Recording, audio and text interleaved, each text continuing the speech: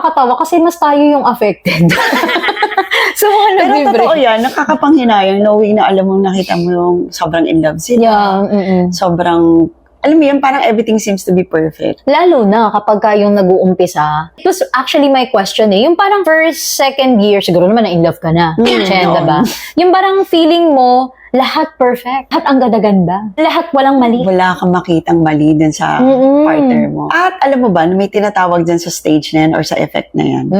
At yan ay yung honeymoon effect or honeymoon stage. Yun pala, that explains kung bakit sobrang ansaya-saya nyo sa first and second year. And I hope it will last, no?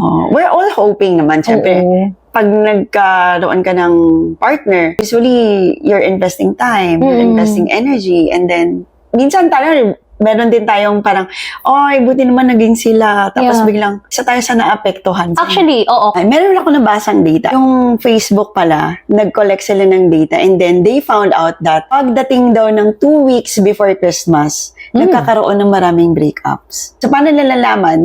Nakikita nila dun sa status. Yes. To change from In a relationship to single. Wow. So, Or yung nakikita iba nga nila sa analytics complicated. nila. Yes. So, due to analytics na-figure out ni Facebook na pinakamataas yung level ng pagbe-break Break. during holidays